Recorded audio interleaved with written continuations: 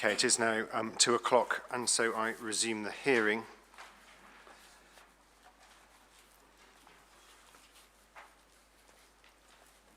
Yeah, just a quick sense check of where we are.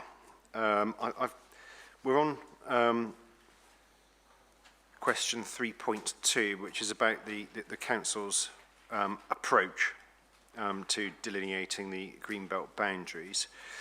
And as part of that discussion, we have talked about the RSS, which is question 3.2a. We haven't really touched on 3.2 B, C, or D. However, the council's approach also lends itself, I think, to discussion within this part, if I can put it that way, of 3.3, because you're talking as well about permanence as part of your approach. So what I'm going to do is I've got a further question about openness. I'm then going to go on to 3.2 B, C, D, and hear from the council as well about 3.3, and then open up to others on all of those points at once. So it kind of encompasses quite a lot, I know, but I think these things do kind of run into one another, and hopefully that'll be more useful to other participants as well, rather than sort of artificially kind of chopping things up. Does that seem like a sensible approach to everyone? Very good, thank you. Yeah. As I said then, you've been explaining to me about how your assessment has looked at openness. Does that take into account the spatial and visual aspects of openness? In a word, yes, sir, it does. Do you want to explain further? As set out in section 5.c under 2a and 2b. My apologies, section 5c, page 31 and page 32, in the detailed local assessments, we take consideration of views, both citywide panoramas, important monuments, and more local views.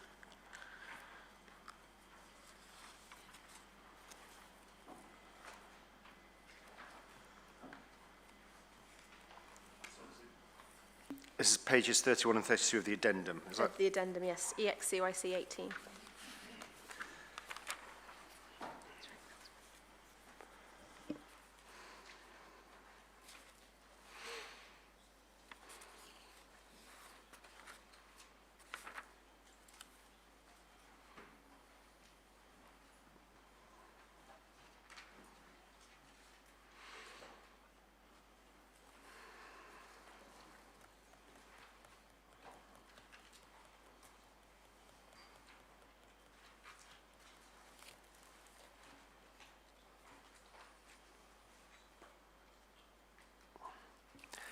What I'm keen to establish, in terms of the spatial aspect, that's at least in part about the presence or absence of development, buildings, structures, etc.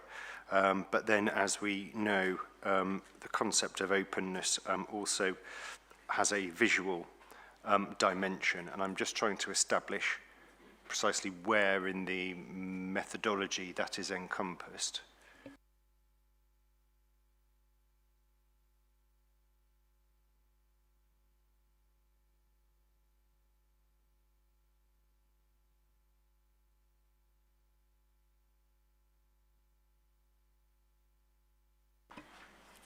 We address that through purpose 1 in, as we explain in section 4, page 14, to check the unrestricted sprawl of built-up areas. We are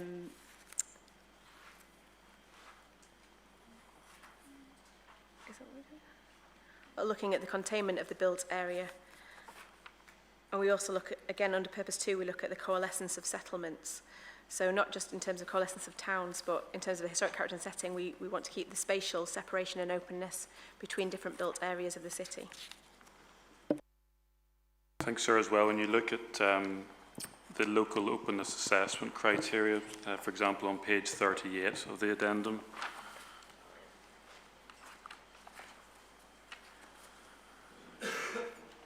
There's reference there to locally important views at the end of paragraph 5.46.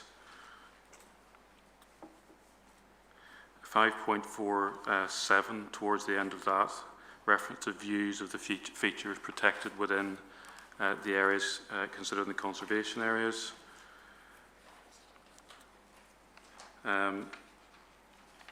There's a reference to, at 5.50, reference to landscape character types which influenced visual appreciation matters as well. Then over the page, 5.53, reference to features of landscape character for and conservation protection due to how they define the areas as countryside or how they relate to the character of the specific area. I think the Council said there's a visual dimension to that as well. Further reference to landscape studies through the rest of that section. And when one looks back to the methodology and the openness criteria on pages 31 and 32, one can see under the local assessment, under A, protecting local historic assets, the fifth line down, view citywide panoramas, views of important monuments.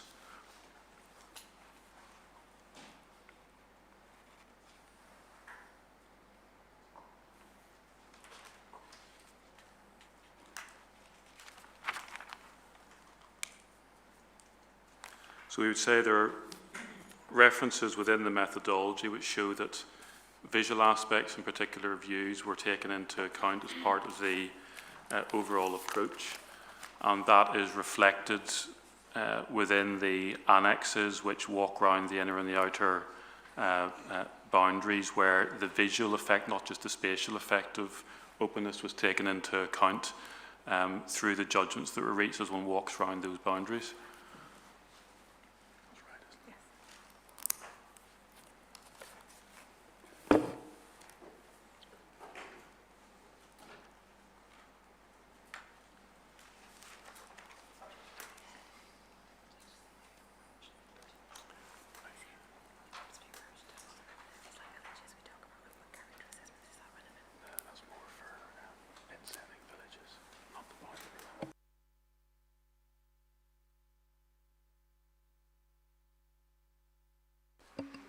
Okay, and you say I'll start again. Is landscape character something that's also been taken into account? Sir, yes. If one looks again at page 39, one can see there that a paragraph 5.53 on, in particular 5.54 on, there's reference to the landscape surrounding York, and at 5.55 on, references to various landscape studies that were taken into account when applying criterion 2B as part of the local openness assessment. And if one looks back to 5.46, obviously landscape was taken into account within the approach of looking at local historic assets as part of the openness assessment under criterion 2A, that's paragraph 5.46. And if one then goes back to page 32,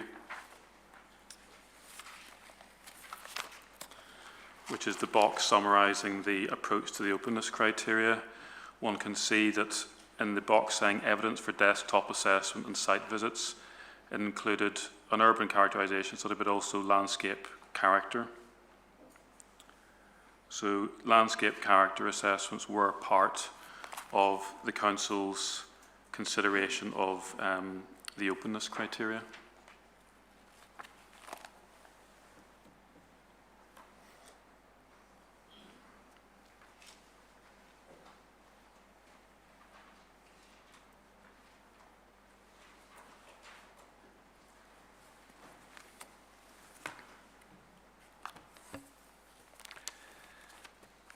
Okay, thank you. I want then to go on to, yes, 3.2b. How has the need to promote sustainable patterns of development been taken into account?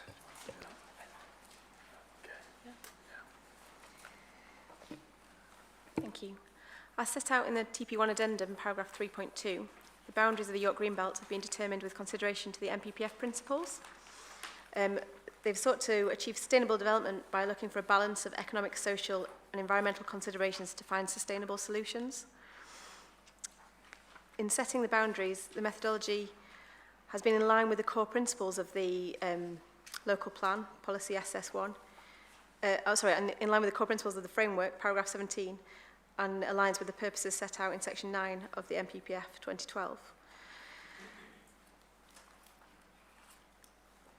What does that mean? Good question.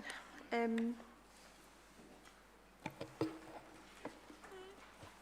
think I'm just setting out that we've taken... Let me have a look at what my NPPF says. 1 second. So I think the point that's being raised is that, as we explained before, part of the process that was followed in defining the boundaries involved the strategic approach to openness that's set out in section 4 of the addendum. And that was used as a starting point to identify aspects of the spatial strategy which could be aligned with the Green Belt purposes. And those then give a starting point for looking at the fine grain of the boundaries at a local level. And that strategic approach is set out in the section 4 of this document. And as you'll see, what that does is take the spatial principles that we looked at yesterday and in earlier parts of the examination relating to the protection of York's special character, access to services,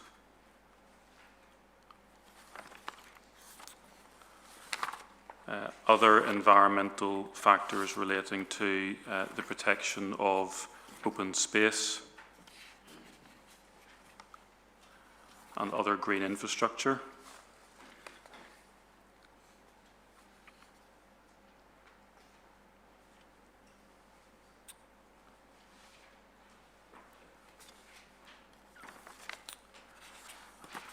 And we say that that approach, as set out in section 4, is consistent with the principles of sustainable development because it identified areas where development should preferably not take place, and they formed the context in which the detailed boundary setting at a granular level took place under section 5.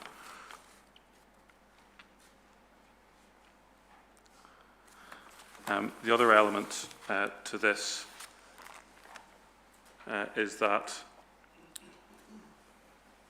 the staged approach that the Council has taken, as we discussed earlier, has been defined to allow the Council to identify those areas within the Green Belt boundary where development could be located or should be located first.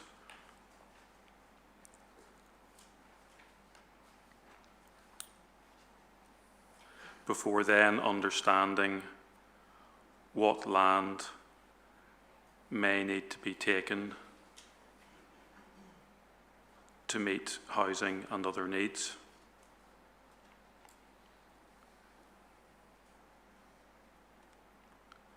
So the stage 1 of the approach that's been taken by the Council has been directed at allowing the Council to understand how much development could be located within that area, within the main urban area, before releases need to be made under the second stage of the process that we've discussed. And we've said that as another element to demonstrate that sustainability considerations have been taken into account.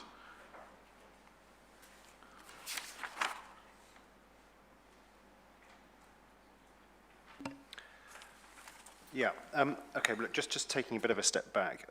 Questions 3.2 B, C, and D are all about they stem directly from the MPPF, as you will no doubt recognise, but they are all about the achievement of sustainable development.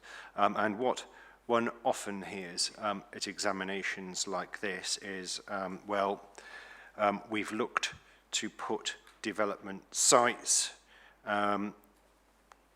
immediately adjacent to the most sustainable settlements in the borough, the district, whatever it is, because that is the most sustainable place. So whilst it involves removing land from the green belt, nonetheless, it achieves the right outcome in terms of sustainable development. You're saying something slightly different here, I think, in part at least. But what you say that there are good reasons for that, and that those reasons are in and of themselves also actually about sustainable development. Is that right? Sure, this goes back to the discussion on spatial distribution in a way, because obviously we don't have a settlement hierarchy here or any policy that seeks to achieve that aim. But what the Council has done is sought to apply spatial principles which are rooted in the concept of sustainable development. And it sought to apply those in order to identify where generally development should not take place for reasons of sustainability.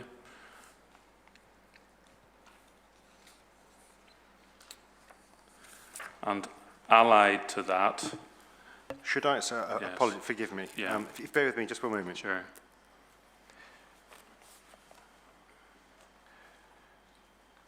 For reasons of sustainability, Yes. you say, Mr. Linus, is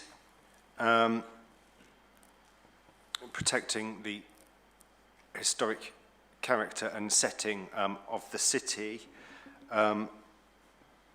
a matter of sustainable development? Yes, we would say that sustainability needs to be read in its widest sense. It's not simply about transport sustainability, although that is part of the approach that was taken by the Council.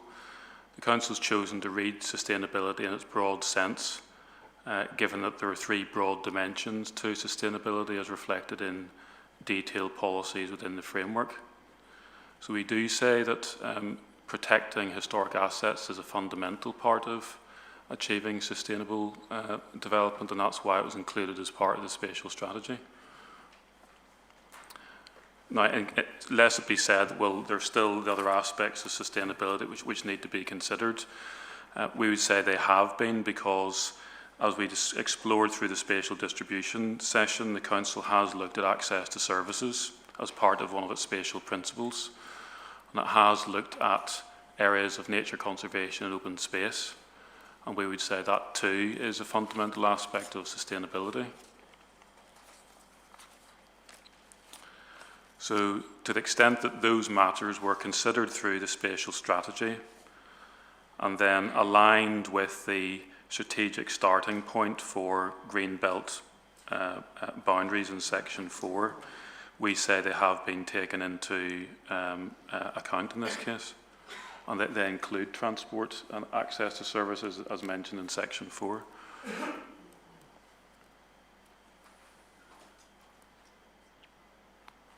And that has allowed the Council, for reasons again which were gone through in the spatial strategy, to end up focusing or prioritising development within the main built-up areas.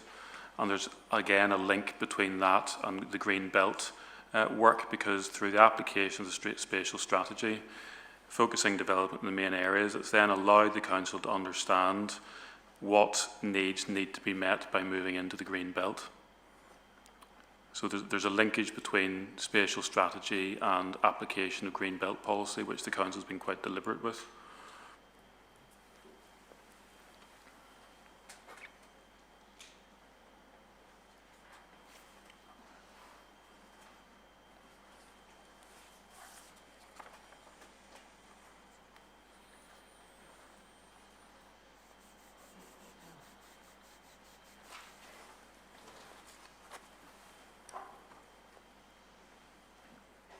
And I don't know, can we take C and D together, do you think?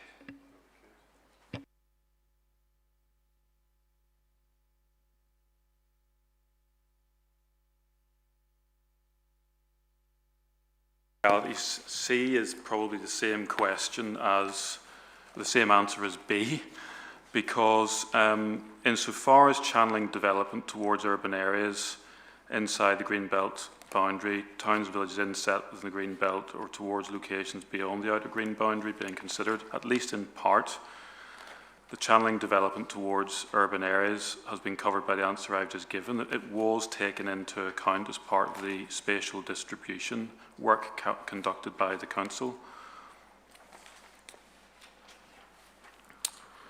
And in the topic paper addendum, sir, although it's set out in the exceptional circumstances section, there is a reference to how many housing units have been assumed as part of the SHLA work to be located in built-up areas.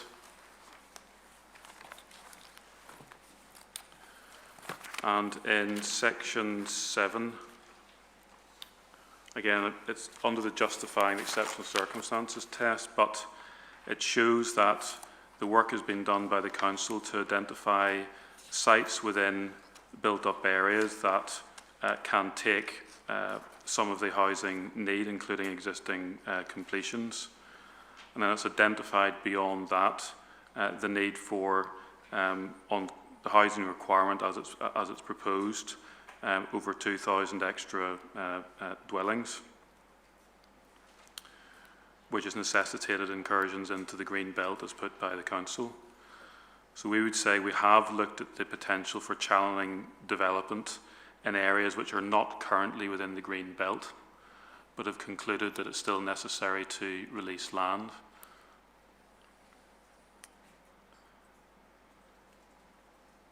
The figure works at 7.97 on page 73 of that document, as well as 7.101. And as regards locations beyond the outer green belt boundary, sir, again, this has been covered already as part of the debate about whether housing needs could be met outside York. And we say that there aren't any authorities who are willing to take any need from York, and that shows that that aspect of the policy has been met as well.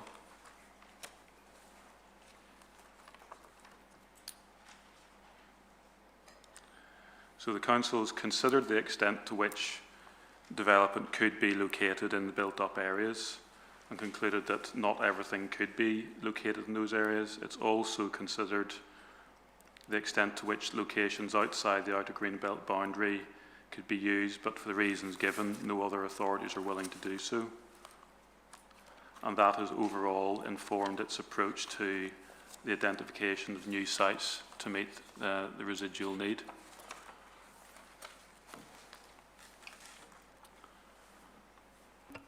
Okay, and 3.3, this is partly taking a step back Yes. to the question of permanence.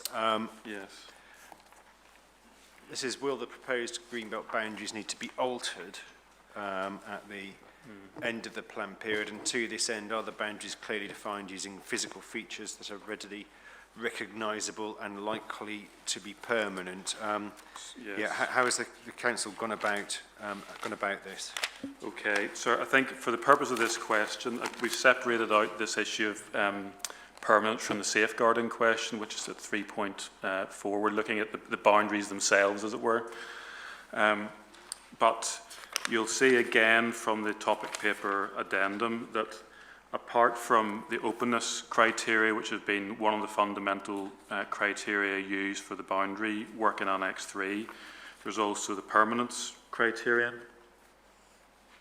And at page 40 of the addendum, that is recognised.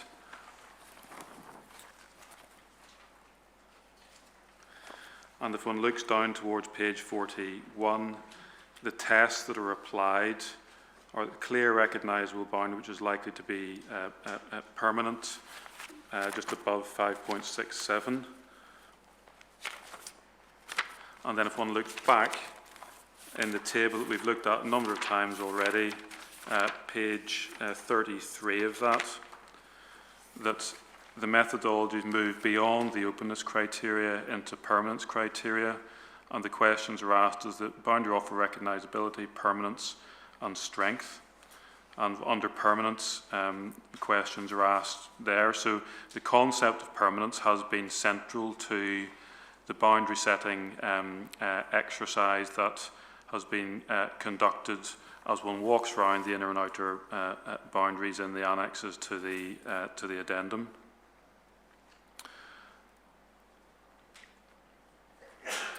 And Michelle can explain it further, but it's quite clear when you look at the individual judgments on different aspects of the boundary, that the boundary has been selected with permanence clearly in mind, and that's been understood as meaning permanence which stretches beyond the lifetime of the plan.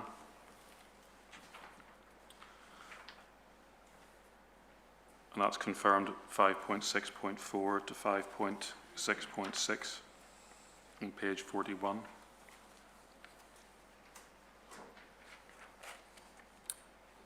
So is that is that to say that the boundaries have been set following recognisable physical features? Yes, sir. I can ask Michelle. And taking into account where there are planning permissions and things like that. Yes. I mean, for example, if you look, sir, under the permanence criteria, on page 33, a couple of the questions that are asked are, does the boundary offer permanence, and how long has the boundary already existed? Are there any consented and not yet built planning applications in the area? So it has been taken into account.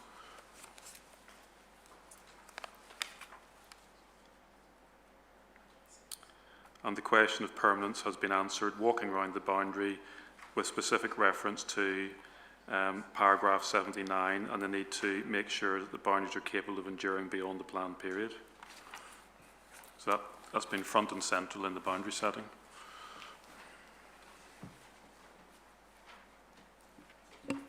Is there anything else that I need to know from the council's perspective under 3.3? No, sir, thank you.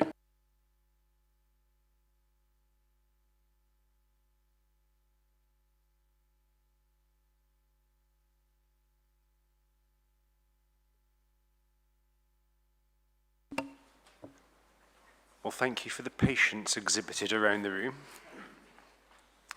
Mr. Corsia. Thank you, sir.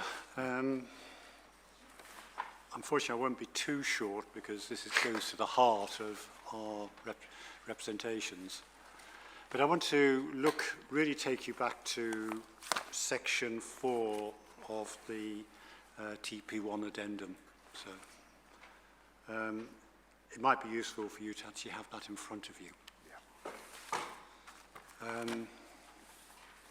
It's really going to how has the council assessed special character and setting and indeed the other Greenbelt purposes. So our position can be simply stated that we agree with York that York's special character is not just restricted to the walled city and its conservation areas or even the green wedges, but it relates to its general size, scale and character as a compact historic city in open countryside. So that's agreed. So we take from that, and this is where we start disagreeing, so that the green buffer, which extends around almost the totality of the outer ring road, is fundamental to that setting and special character.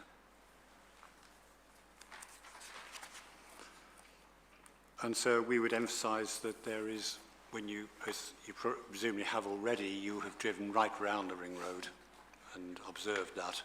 And in fact, the only real break is in the Clifton area. I haven't as yet, no. So don't make any assumptions about what I've seen or haven't. I have driven around it, but whilst driving. So we would invite you to do that, of course. And so, similarly, sir, that we would say to you, the open countryside to beyond the ring road is also fundamental to the setting and special character.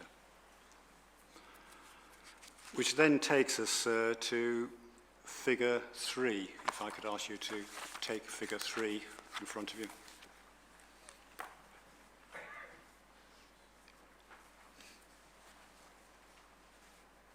And so I will refer you later to an inspector's conclusions to similar effect.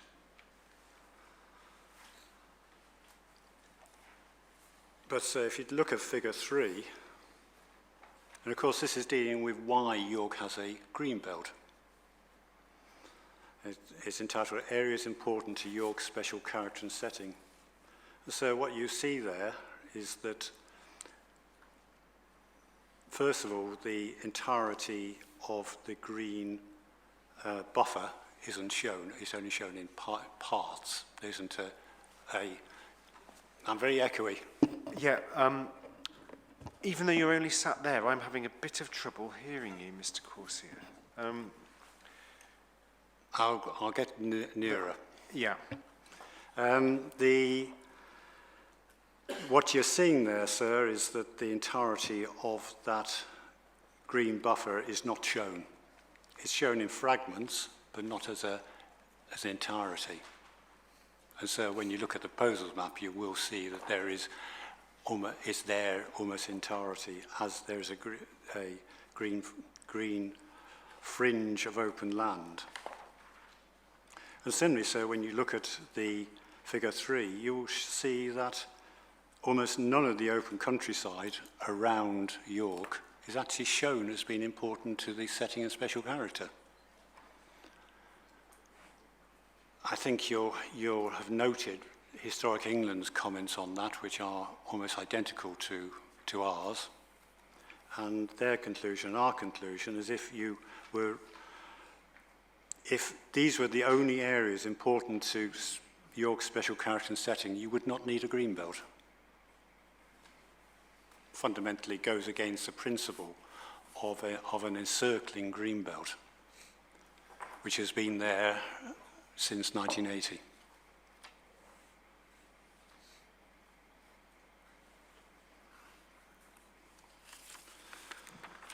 So, sir, that figure 3, I just want to, as far as I can see of earlier versions of it, that is what has informed the site selection process. Nothing else you'll see in TP1 addendum.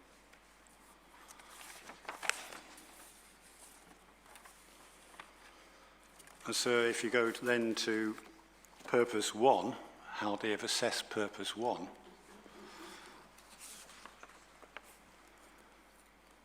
you'll see the only way they've assessed it is with relation to access to 2 or more services. So that isn't a proper way to address urban sprawl.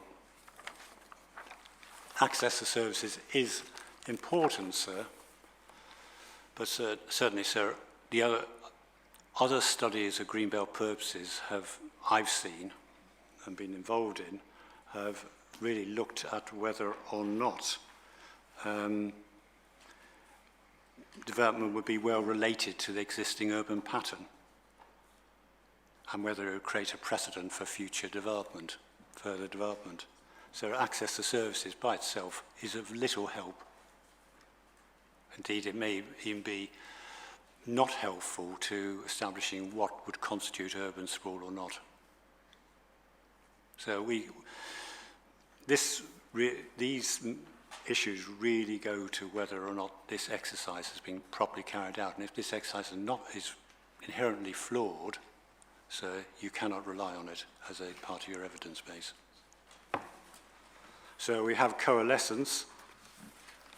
So we don't really disagree with the council that these are the most narrow gaps. So we think there are other gaps which are important, but we don't take great issue. Sorry, so you're looking at purpose 2 now? Purpose 2, so I'm taking the order of the TP1 amendment just to assist you, sir. So we're now looking at figure 5, sir. But then when you come to figure 3, sir, how the council has assessed what constitutes open countryside worthy of protection, and you look at figure 6, the only elements of the countryside they see worthy of conservation are nature conservation sites, existing open space and green infrastructure corridors. That is not the purpose, that is not the intention.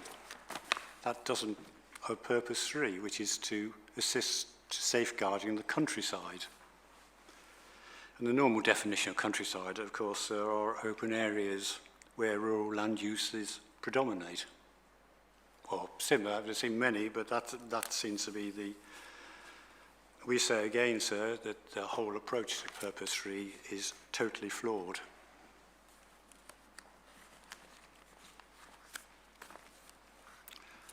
So, sir, our position is that then we have, from those purposes, we then have, of course, figure 7, which we've looked at before today. I have not got the faintest idea how those various maps then come to figure 7.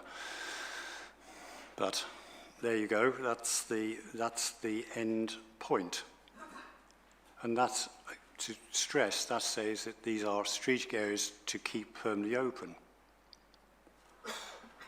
And so what you'll see there is that, as a point I've made before to you, sir, there are large areas, including ST14 and ST15, which are shown as being required to be kept permanently open. At the same time, there are very large areas of land. You could go around them, sir, just to make it absolutely clear for you. If we go around the settlements, there's a large area around Rufforth.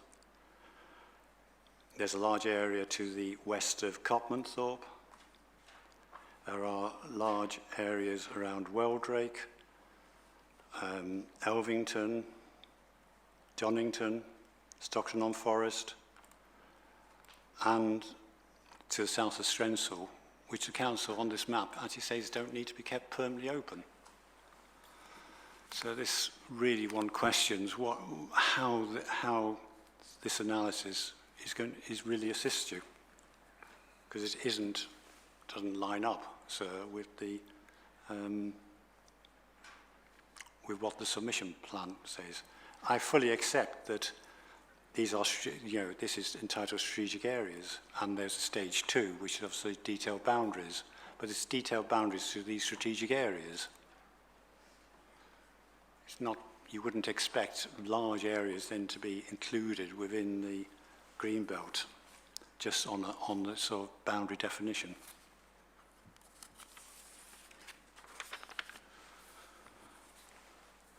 So we say the whole approach to definition of greenbelt boundaries is flawed.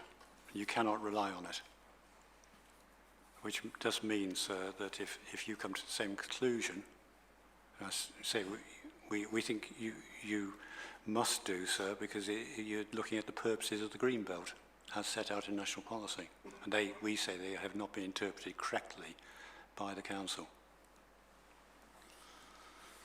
So that's dealing with definition of greenbelt. So more briefly, can I just go through the questions 2A to D, or do you want me to deal with that later? So RSS... Sorry, you're talking about 3.2A through to D. Please, yeah, I'll take those now. So just dealing with that, RSS policy requires... so I should have got... Let me read it out properly so I don't get... It's not said that I misquote. And so the wording is that the inner boundaries should be defined in order to establish long-term development limits, and this is the key words, of course, so to safeguard the special character and setting of the historic city. The safeguard. And of course, safeguard, a dictionary definition, sir. I think this is, you asked me yesterday, this is the Cambridge dictionary. that it is to protect from harm.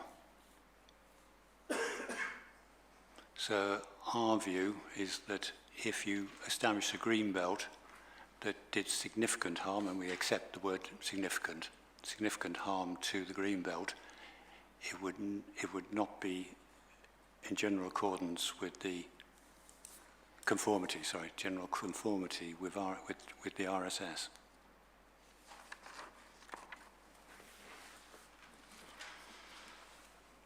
And so clearly, in looking at that, we say that Figure 7 has massive difficulties with it, but of course you look at Figure 7 and that does establish significant harm in our view.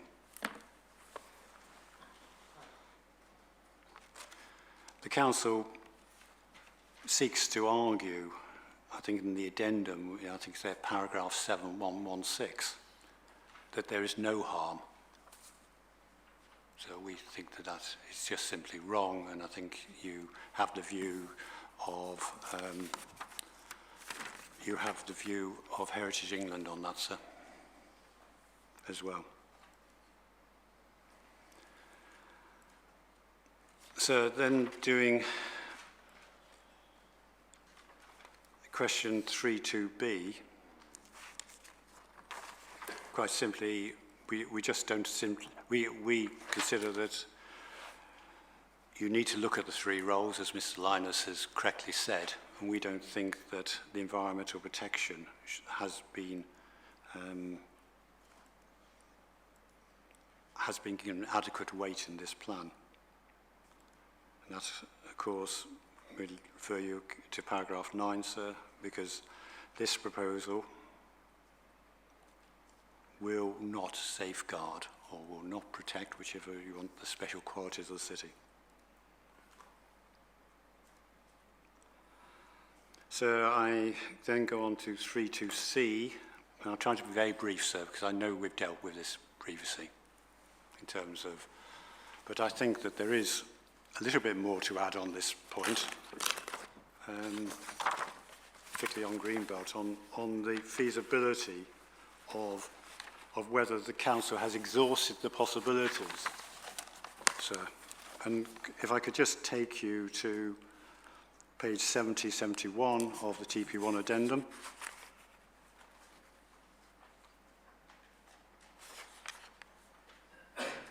And indeed, we've now seen the minutes and reports, so which has been referred to. You'll see that there was agreement of 789 that there is potential for future plans to be more. What the authorities said at that meeting was that we don't want to do it immediately because of the potential for delay to our existing plans or needing to, but there is potential for future plans to be more sub-regional in approach. We then have reference to a Yorkshire and York Technical Officer Group. We're not told of the outcome from that. But then, sir, I think the new evidence, sir, there's reference there to a local plan working group the 27th of June. And so we would like to put this into you. And it's paragraph 85. Long report, but paragraph 80, you only really need to look at paragraph 85. Where it says, officers have explored in more detail with neighbouring authorities the potential to accommodate part of York's housing need. Then it says, I'm sorry, apologies, Mr. Corsi. Whereabouts are we now? This is not a paper, sir, yet. I'll have to give you this. This is the report by officers to the local plan working group of June 2016. And I don't think it may be.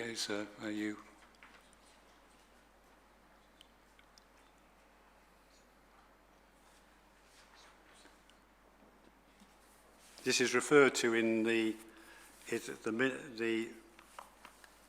30th of June, sir. It's referred to in 791 at the addendum. But I don't think you actually have the paper in front of you.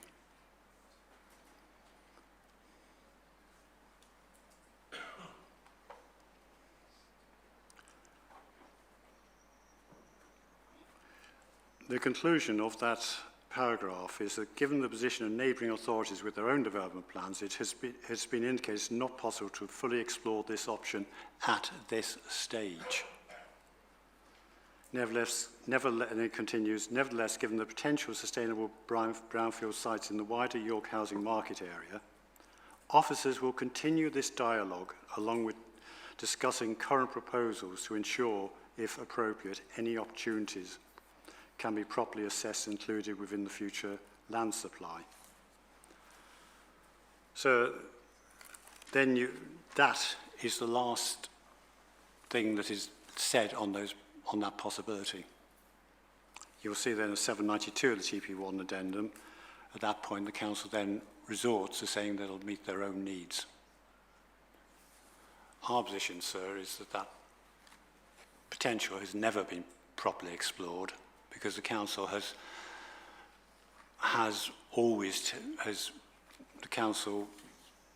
basically taken that as its position. It wishes to meet its own housing needs. And so there was potential, and still is potential, because obviously the plans which the neighbouring authorities are all going to be going into reviewing their plans shortly. So there is potential, sir, in the second half of the plan period, which is where any shortfall might come about.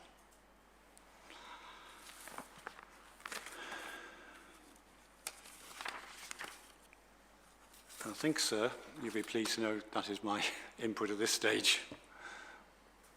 Thank you for that, Mr. Corsier.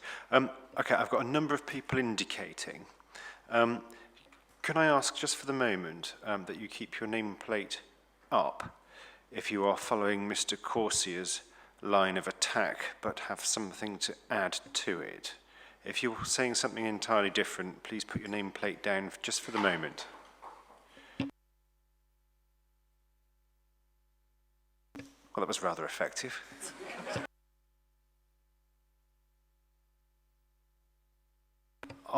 What I'll do, Mr. Linus, is hear from those that are still indicating, and then go to the council, and then take entirely different points.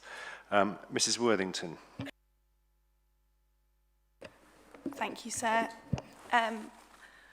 I support many of the things that Mr. Corsier has said, and I won't repeat those, but I thought it would be helpful to look at some of the practicalities under how the council have said they've gone about the Greenbelt assessment. I will be referring to specific locations because it helps demonstrate what methodology has happened, if that's okay, sir. Yes, not in too much detail, and No. for illustrative purposes only. Absolutely, sir. We have looked at the council's methodology and how they say they've gone about things, and that they have identified that figure 3.1 gives their their areas that need to be kept open. It's interesting to note that figure 3 had an earlier version which had a difference to the southeast of Skelton. Now, the difference came about because the area preventing coalescent has been increased to the east. The only reason for that area of coalescence being increased to the east is because of the ST14 site being located to the east of the village of Skelton. So obviously on earlier versions that didn't look at this, it wasn't picked up as an area of importance. It shows that the council have fundamentally failed to assess the impact of potential new development on many areas of the Greenbelt as part of their assessment of Greenbelt sites. This is particularly identified in on ST14, where the CD13B identifies that, this is a quote, the site has been pulled further away from the A1237 to create a separate new settlement or garden village. The western edge of the site has also been pulled further away from Skelton Village in order to protect the setting of the village. The site is now approximately 1 kilometre from the western edge of Skelton Village, which replicates the existing distance from Skelton to the 1237 and the edge of York main urban area, allowing its setting to be protected. So that is looking at the protection of Skelton Village and identifying it needed a kilometre between the main urban edge and the village.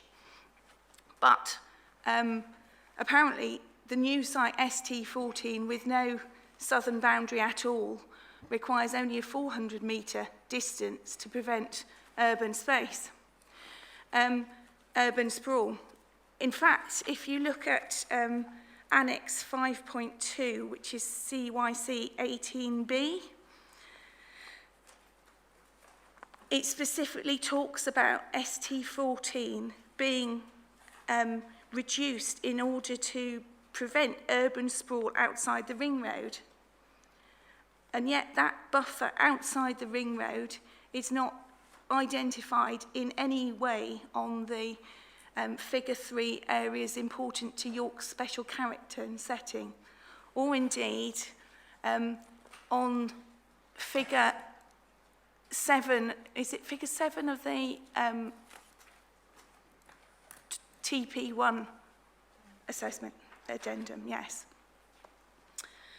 As 3.2 says, the fundamental aim of Greenbelt policy is to prevent urban sprawl, and yet their Greenbelt policy assessment appears to have fundamentally failed to identify areas where even they say it's important to prevent urban sprawl. Furthermore, if you look at the Annex 2 addendum for TP1 on page A5, 11 and 12, that talks of ST14, that identifies that there's only a narrow wedge of ST14 that lies within the area where the council say it is acceptable to have development. And most of the site lies outside the area, in the area where it's, sprawl should be prevented. So they are allocating a site that's largely in an area that they've identified as contrary to the purposes of Greenbelt for allocation. In terms of promoting sustainable development, this is clearly contrary to that aim, as well as contrary to the main purposes of Greenbelt in this location. But fundamentally, the methodology the council have used to identify the importance of land within York against the 5 purposes of Greenbelt, even if they identify the character and setting of York as the most important one of those 5 purposes, the methodology is fundamentally flawed as it fails to address many of these important considerations. Thank you, sir.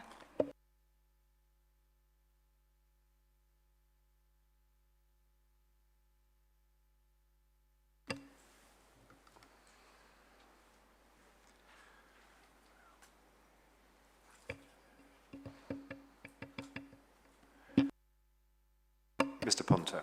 Thank you very much, sir. So you might remember me saying at 9 o'clock this morning that I appear on behalf of the Retreat, which is a site containing a healthcare facility in the south of York. And so our case is that the site should not be included in the Greenbelt. We'll get on to site-specific issues at a later stage in the examination. I'm not going to trespass on those now. Our representation at this stage is about how the council has gone about identifying the inner boundary of the Greenbelt. And we say fundamentally that its approach is not consistent with national policy. And as a result, the evidence that it relies upon is not robust, and the plan is therefore not justified.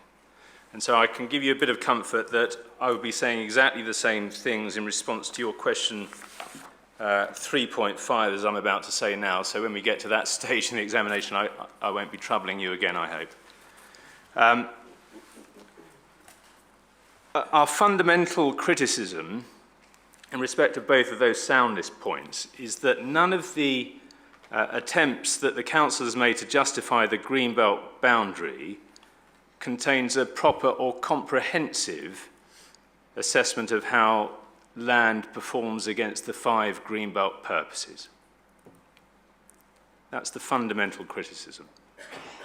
There appears to be, as between us and the council, an agreed starting point, paragraph 85 of the framework, requiring, amongst other things, the avoidance of including land within the Greenbelt where it's not necessary to keep that land permanently open. The answer to the question of whether or not you're not required to keep land permanently open is to be found in the Greenbelt purposes. If a piece of land doesn't perform any of the 5 Greenbelt purposes, then that is a clear indication that it doesn't need to be kept permanently open, and it shouldn't be in the Greenbelt. And I think we heard earlier on from Miss Sheldon, before the lunch adjournment, that she and I are probably at one in that approach. If there is not fulfilment of one of the 5 Greenbelt purposes, the land shouldn't be in. Where we say the council have gone wrong in the 3 evidence-based documents upon which it relies is that it doesn't do the assessment properly. And I'll run through our criticisms quickly, if I may. 2003, approach to Greenbelt appraisal. So I don't ask you to turn that up, sir. SD 107A, as I understand it, examines how some land contributes to the historic setting of the city. What it doesn't do is assess all land around York against all Greenbelt purposes. So that didn't do the job. We then go to the 2018 Greenbelt Topic Paper 1, which says that it shows how land performs against Greenbelt purposes. And for your notes, sir. Forgive me, Mr. Ponter. I'm not sure where you were taking me now. Greenbelt Topic Paper 1, so which is 2018 TP1, May 2018. Again, it may not be necessary for you to turn this up, sir, but it says it shows how land performs against Greenbelt purposes, for example, at paragraph 424, but contains no analysis at all of how parcels of land perform against Greenbelt purposes. Now, it leads to a surprising outcome. Perhaps it would be helpful if I asked you to turn up very briefly one reference within TP1. One reference within TP1, which is at page 20, sir. I don't know if you have that to hand. So this is the May 2018 approach to defining York's Greenbelt, TP1. Page 20, at paragraph 4319, it said that having considered the evidence available which describes the special character and setting of York and which underpins the emerging spatial strategy, Figure 7 shows how land around York contributes to one or more Greenbelt purposes. And Figure 7, page 22, has vast swathes of land, some of which are actually right in the middle of York, that are said to contribute to one or more of the Greenbelt purposes. Well, this document has no support whatsoever for that statement and that figure. So what the council then try to do, sir, and this is the 3rd evidence-based document, to patch the holes, is produce TP1 addendum, March 2019. And it does at least, and I make this concession to the council, it does at least refer to the individual Greenbelt purposes. The way it deals with them, though, is, I'm afraid to say, deficient. So running through purposes 1 to 4, which will be enough for my purposes. With regard to purpose 1, yeah, so we're now thinking about the addendum document, March 2019, sir.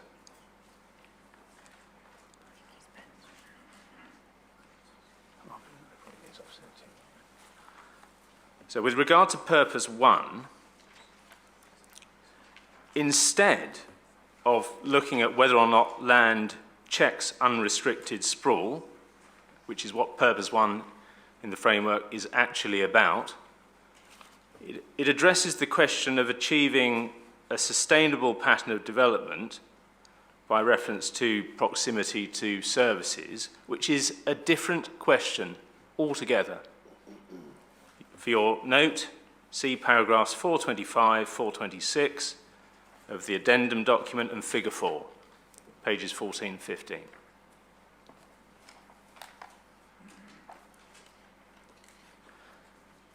Purpose 2.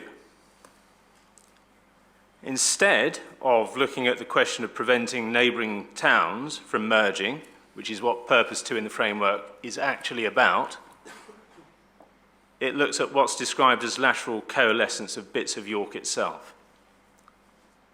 For your note, sir, see paragraph 429 of the addendum and figure 5, page 16.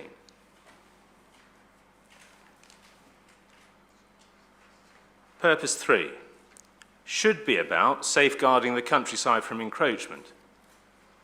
What the assessment appears to do is rely on a whole series of other designations, including ecological ones, and uses those as a proxy for countryside that needs to be safeguarded. Reference again, sir, paragraph 437, pages 18 and 19 and figure 6. Finally, purpose 4, preservation of the setting and special character of historic towns, appears to be, in section 4 of the addendum, little more than a reference back to the 2003 appraisal.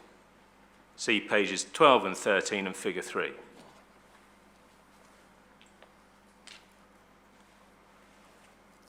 And after all of that, sir, we get the same figure 7 as appeared in the 2018 document, this time now on page 21 of the addendum document, exactly the same figure, saying that it shows how land has been assessed against the 5 Greenbelt purposes, when self-evidently that hasn't happened.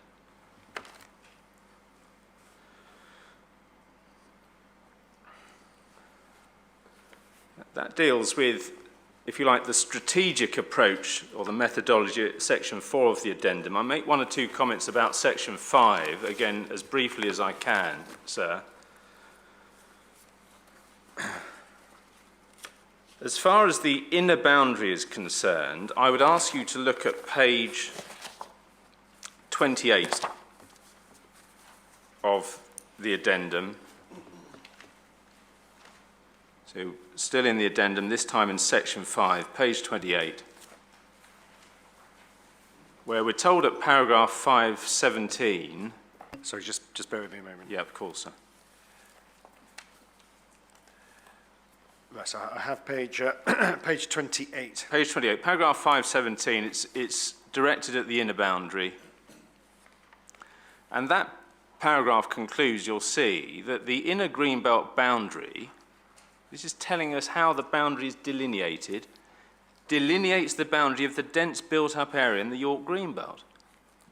So we're there told, quite straightforwardly, that what the council has done is take what it understands to be the edge of the dense built-up area and draw a line round it.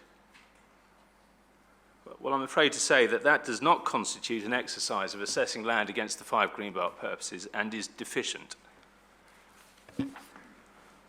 If you then go on, sir, to section 5C of this document, you'll find that on page 31, 32,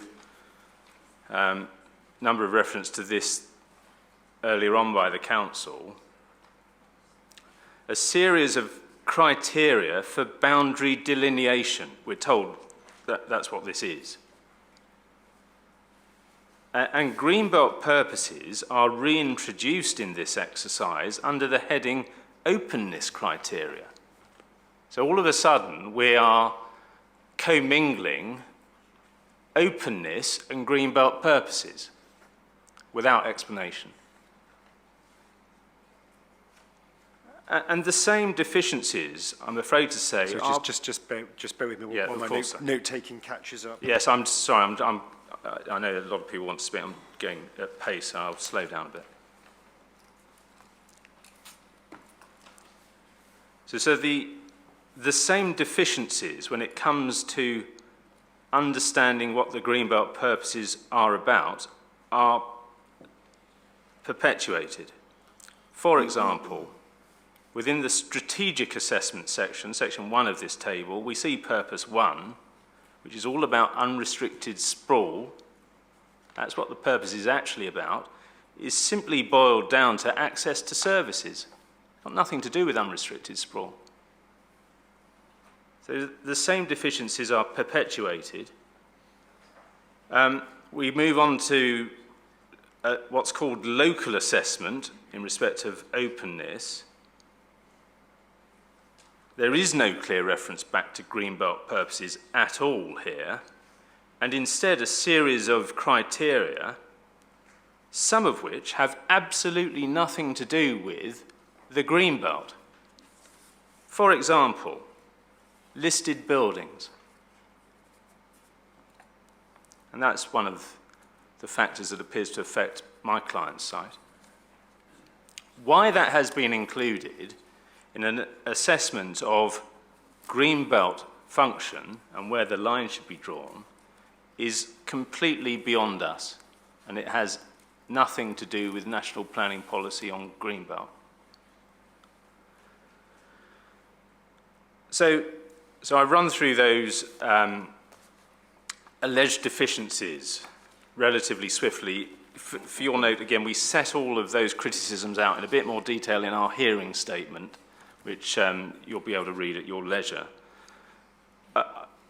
In short, whether it be the 2003 exercise, 2018 exercise, 2019 exercise, and we don't understand there to be anything else upon which the council relies, there is no robust, comprehensive assessment of how land performs against the 5 Greenbelt purposes. And without that, the plan isn't justified, and without that, it's not consistent with national policy, and for those reasons, it's unsound.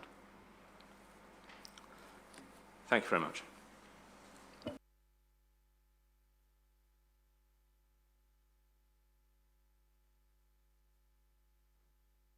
Is it within your capacity, Mr. Linus, if I take others that are following the similar vein? Yes, sir, okay. You don't seem sure.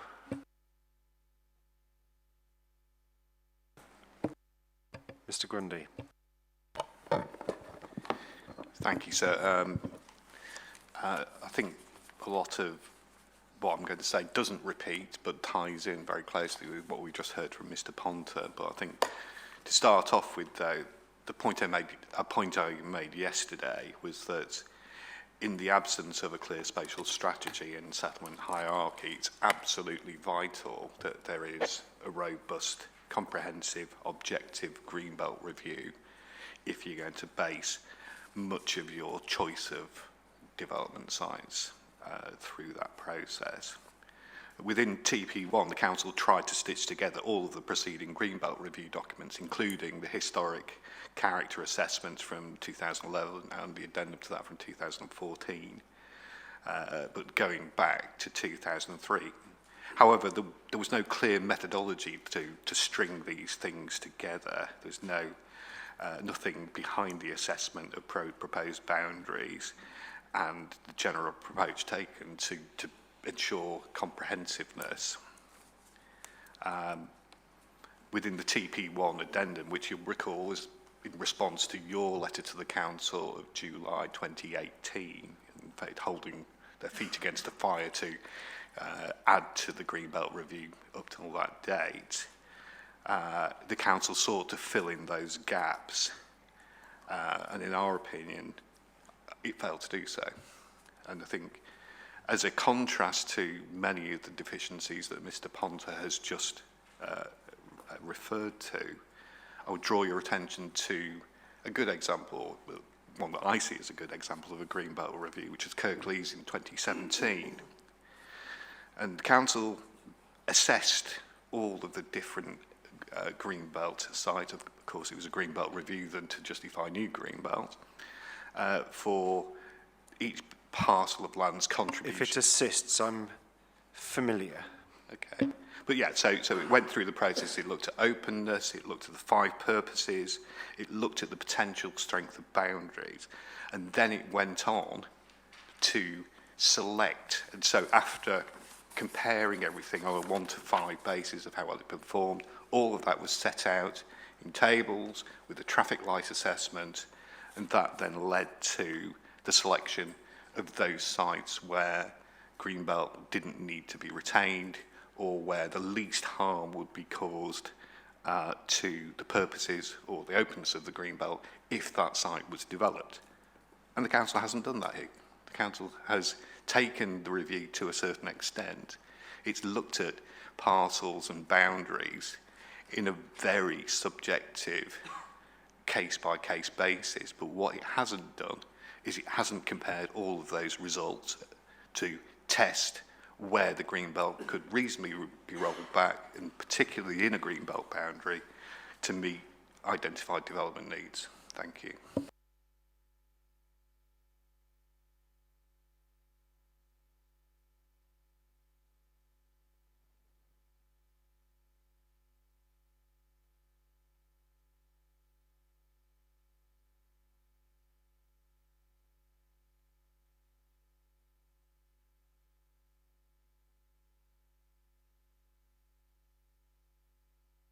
Mr. Linus, are you also able to take Mr. Bewley, or before we do?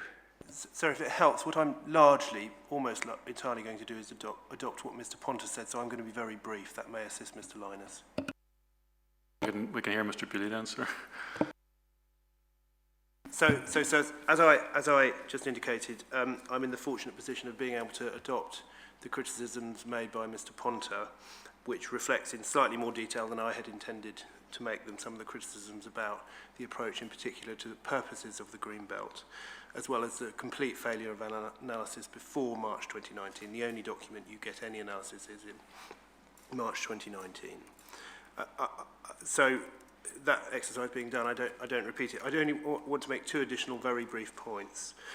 The first is that the errors identified by Mr. Ponter tie in with a different kind of error, which I've largely dealt with already, which is in relation to the approach or principle which I set out this morning, the 2-stage analysis. First of all, decide whether it's in or out of the Greenbelt. Secondly, decide if you need to, you go on to the exceptional circumstances question. And whilst Mr. Linus, as I understand it, accepted that that was the right approach, or came very close to doing so, he asserts that the council did that exercise. It's fair to say that in the March 2019 document, you do see something of that exercise being conducted. But just as there is a conflation of the Greenbelt purposes with other matters, so I suggest when you look at the exercise in the March document, you see a constant conflation of the 2 questions. And that means that the question of whether something is in the Greenbelt or not already is being conflated with other land use policy issues which are better considered at the exceptional circumstances stage. And a good example of that, which crosses both Mr. Ponter's analysis and my slightly different point, is, for example, in relation to Greenbelt Purpose 3, the use of other designations, open space and so forth, which may be relevant at a later stage, but which are fundamentally irrelevant to the basic question of whether something should be on one or other side of the boundary in the first place. Last point, and this is just bear with me. Yes, of course.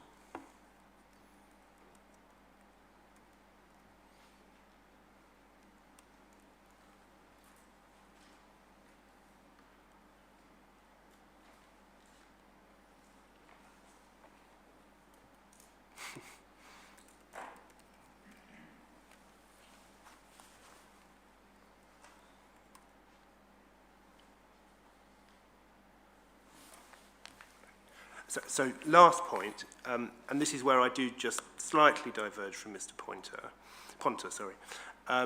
He invites you, as I understand it, to find that for the reasons he gave, the whole exercise is fundamentally unsound.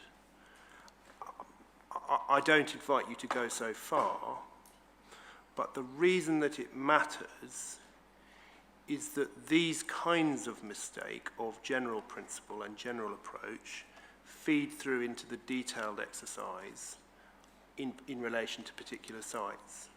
So when, and I'm not doing it now, when I or someone from my client comes in phase 2 to make submissions to you about what's gone wrong in relation to those sites, those general errors of approach are going to be very critical, not so that you find the whole thing to be unsound, the whole plan to be unsound in relation to Greenbelt, but when you're considering whether the boundary's been drawn in the right place in relation to particular sites. And so that's, again, setting up for a further hearing. So that's what I wanted to say. Thank you.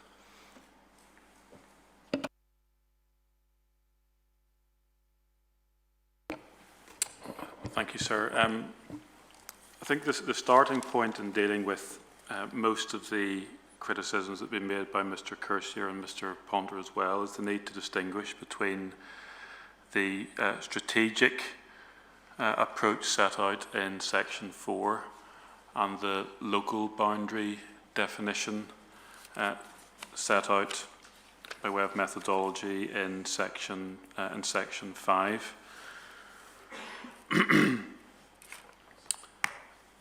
Section 4 deliberately takes a higher level strategic approach which seeks to show how the spatial principles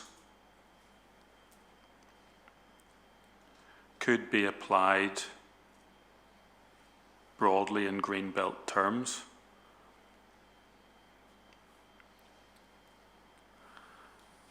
And that is done with a view at paragraph 4.7 of Section 4 to say, look, all land within the green belt, because we already have a general extent, serves more than one green belt, falls under the provisions of the framework. So we have a general extent where all green belt falls within the framework.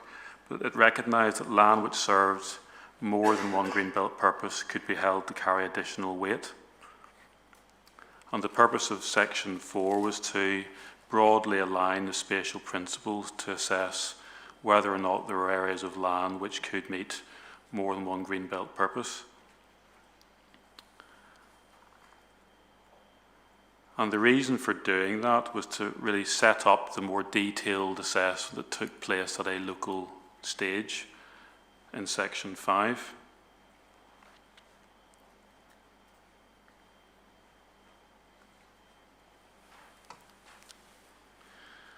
So it's important to recognise that the approach taken to the purposes in Section 4 was by no means the end of the Council's approach to Greenbelt purposes when looking at boundaries.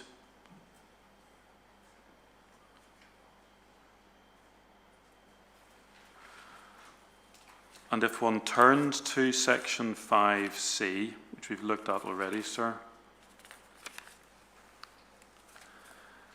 the overall approach is to look, first of all, at a series of openness criteria. It's on page 31. And secondly, permanence criteria on page 33.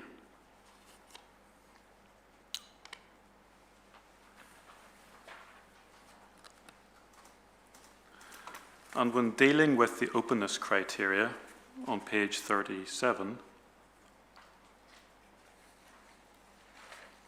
one can see in the shaded box that the Greenbelt purposes are mentioned again.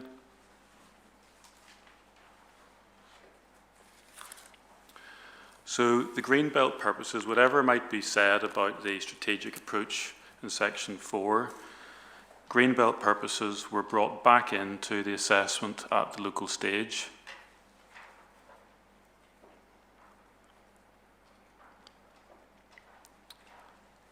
To allow for the detailed boundary setting exercise to be undertaken.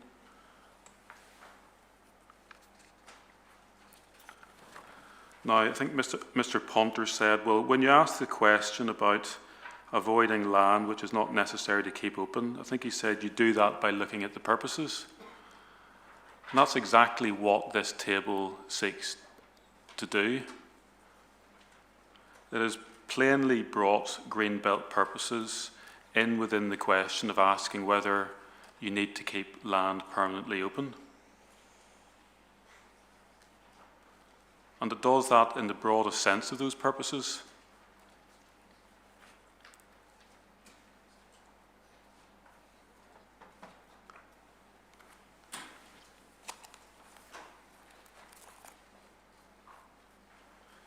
So that table is basically taking the aspect of the framework which says when you're defining boundaries, you must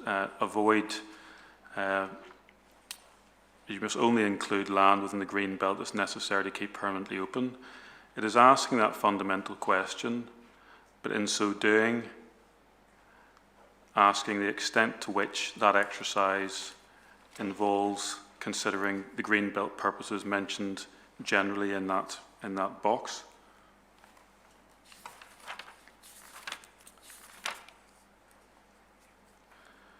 And that is developed through in pages 31 and 32.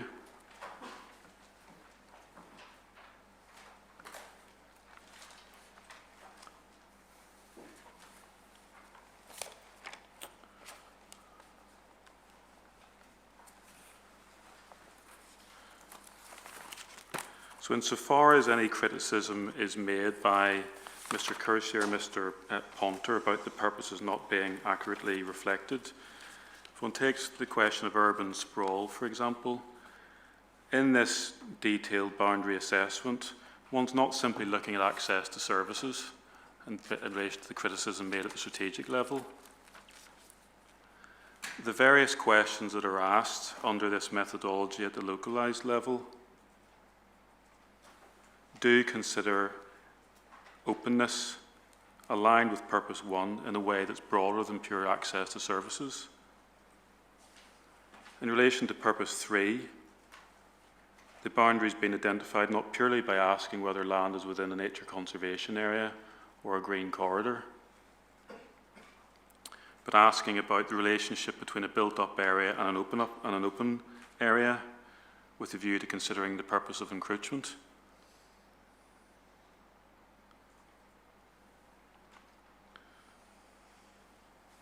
So we say that methodologically there isn't anything wrong with the approach that's been taken by the Council, because when this is applied at a local level, for reasons Ms Sheldon can explain,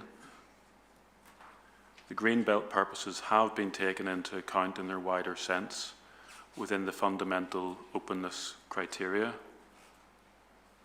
And when you look at the detailed judgments that are reached in the annexes, they reflect that approach, where it's quite clear that the judgments haven't been reached on the grounds of Purpose 3, for example, simply because something's in an area of nature conservation. A wider approach has been taken at the local level, and we say that hasn't really been understood by the submissions that you've heard.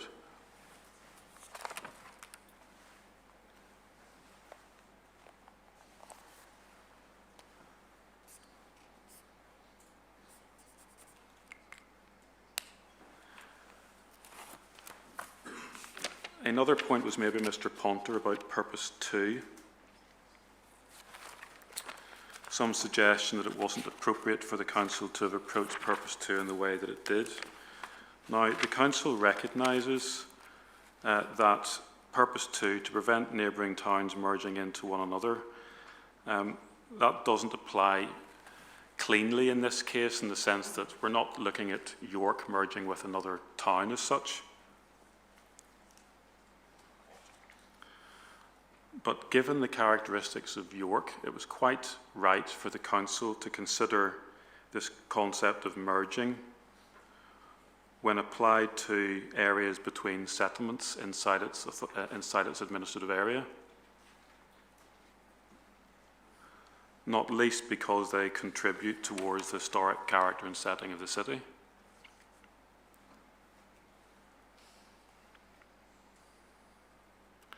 So on page 37, where purpose 2 is referred to, and the approach is to keep open areas between settlements, maintain separate communities and distinct identities, and prevent settlements from coalescing.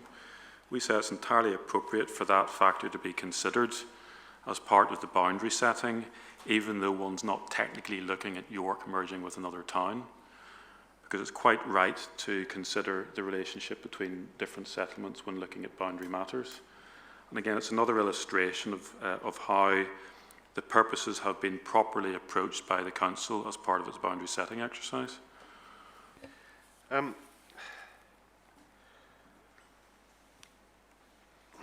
the council's view, does it matter which purpose is being considered when looking at the question of merging?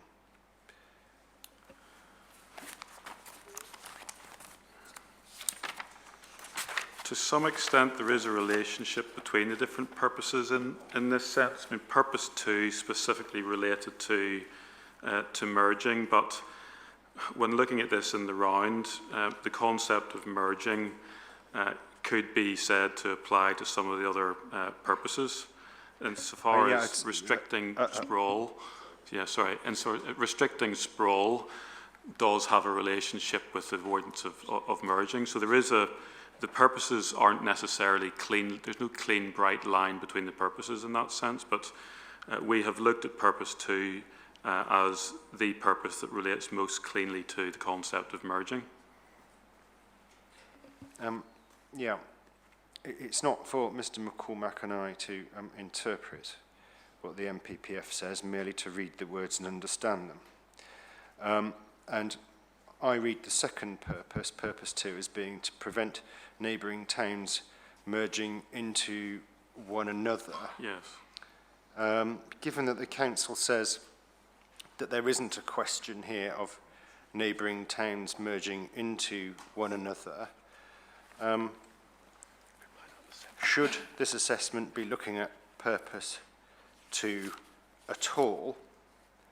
And if the question is about merging of areas of York being problematic in relation to historic character, should that be considered under purpose 4 rather than purpose 2? So as regards impacts relating to historic character, yes, that's purpose 4, we would say. As regards the question of merging, I think a little bit more information about the approach that's been taken by the council under purpose 2 is set out at page 15 of the addendum document, and I'll read it out. Paragraph, sir, for your note 4.27. It recognises that York does not have any major towns close to the general extent of the Greenbelt, so potential issue of towns merging does not arise. However, the Planning Advisory Service, Planning on Your Doorstep, the Big Issues Greenbelt Guidance, supports an approach which analyses the need to prevent the coalescence of smaller settlements and villages. So we accept that purpose 2 does not have any direct application insofar as we're not looking at York as a town merging with another town, but the underlying purpose of the policy justifies, we say, considering the extent to which development could involve York merging into other smaller settlements, because that is part as well of what defines the historic character of York. But we don't think that purpose 2 is irrelevant, in short, simply because it refers to neighbouring towns. We do say that in the circumstances of York it does have some relevance.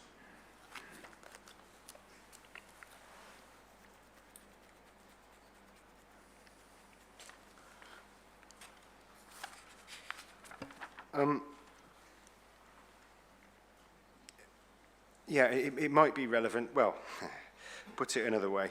Our task is obviously to ensure that the plan is consistent with national policy. And given what I've heard, I wonder if it is in relation to purpose 2.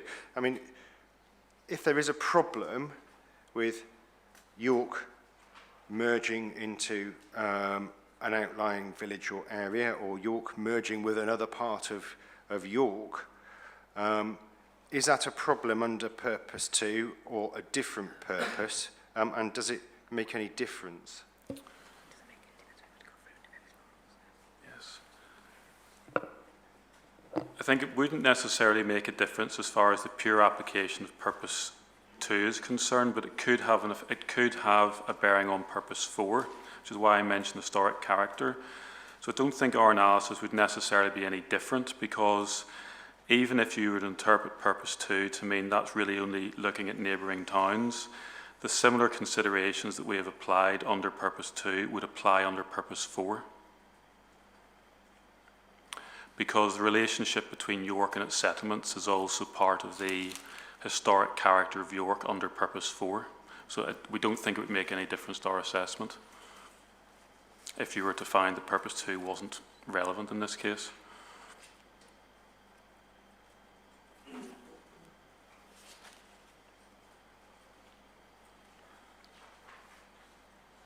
Well, on reading of the words in the MPPF, to prevent neighbouring towns merging into one another, do you think it's relevant, Mr. Linus? Yes, we've treated it as relevant in the sense that one looks at the underlying purpose of the policy and you apply it to the circumstances of the case. And we accept that on a strict reading of the purpose it relates to towns, but the underlying purpose of the policy applied in current circumstances would apply it to smaller settlements and villages. Well, it's not for Mr. McCormack and I to read the words in the MPPF strictly or loosely, is it? Our task is merely to read the words. I understand the point, sir. Technically, you're not dealing with preventing neighbouring towns merging into one another. We accept that, but it wouldn't make any difference to our assessment.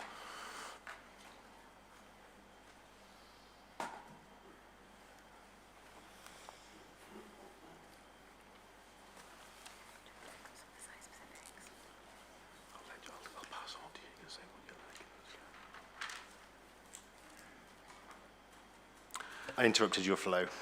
Sorry, sir, thank you. And then just Mr. Ponter also raised the point about querying why listed buildings, for example, were included within the local level methodology on pages 31 and 32. Again, we say it's quite justified for those matters to be taken into account because it confirms that the openness criteria have looked at green belt purposes. Listed buildings are directly relevant to purpose 4.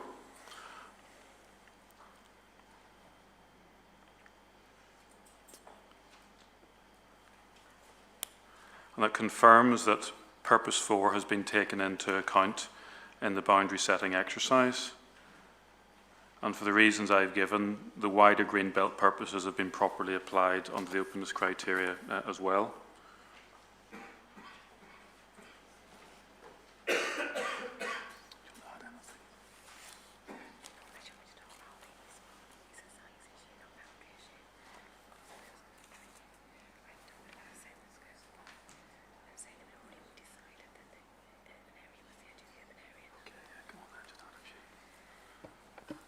To add a few points in relation to the issues that have been raised. A number of people made criticisms about the figure 3, which is the approach to historic character and setting.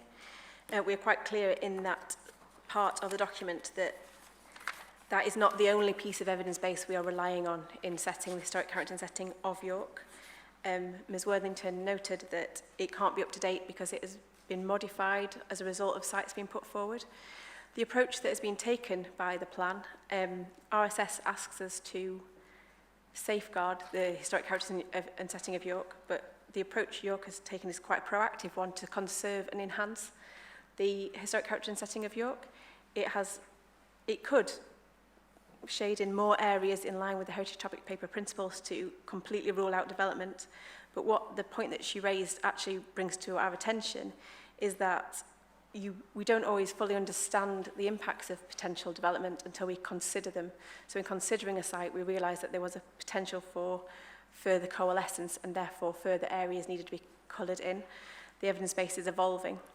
But we are clear in paragraphs 4.19 to 4.21 that the heritage topic paper supplements the diagram that is provided, and that is not the only guide to the historic heritage setting areas.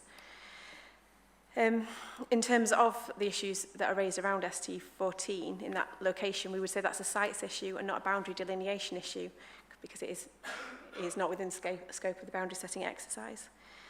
In response to the points made by Mr. Ponter on the retreat, he makes reference to paragraph 5.17 in saying that essentially it is already determined that the urban area is the edge of the greenbelt. That statement is actually in the section entitled Setting the Scope, and it is relating to the fact that that is the starting point. As we mentioned earlier, when we review RSS, we feel that the point is to delineate where one ends and the next begins. Also in relation to the retreat, because if we are going to be site-specific, you will find reference to that in the inner boundary decisions about where the inner boundary is open or built up. In EXCYC 18D, page 413, there is a clear assessment of how the land to the south of the built elements of the retreat sit within Wormgate Stray, which is an important part of the historic character and setting, and the boundary has been drawn to follow the site's historic boundary and the boundary of the conservation area, and has respect of the listed buildings in the area. So I think the assessment is clear about why the land needs to be kept permanently open and for what purpose.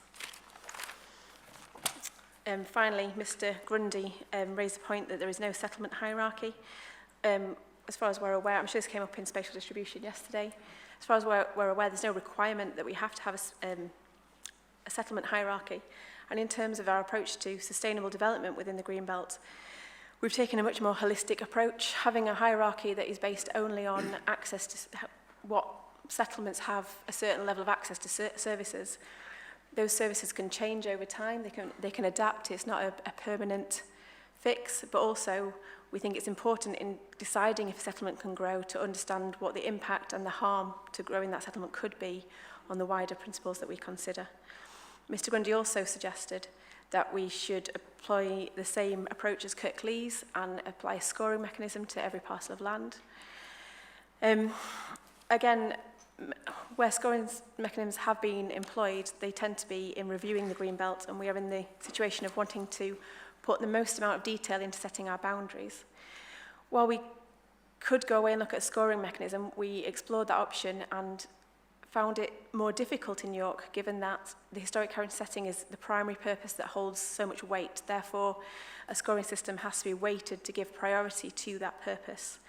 And in addition to that, the way that we have chosen to appraise historic heritage and setting is in relation to 6 core principles that have much more detailed, granular detail below that, so it would be a very complex assessment. What we'd essentially have to do is a heritage impact appraisal for every parcel of land in York. As this comes back to the point Miss Worthington was making, the changes that happened around ST14, the reason why that the coalescence was needed was because in drawing the site away from the road is because in looking at the potential development as just a parcel of land, it might seem acceptable. However, when we understand the type of development that could go on that land, we have to apply different mitigation, we have to be adaptable, we have to be able to understand how we can minimise harm.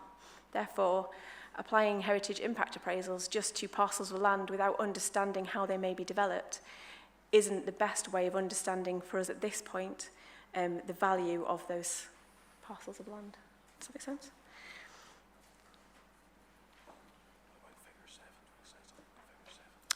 There is we would say generally as well,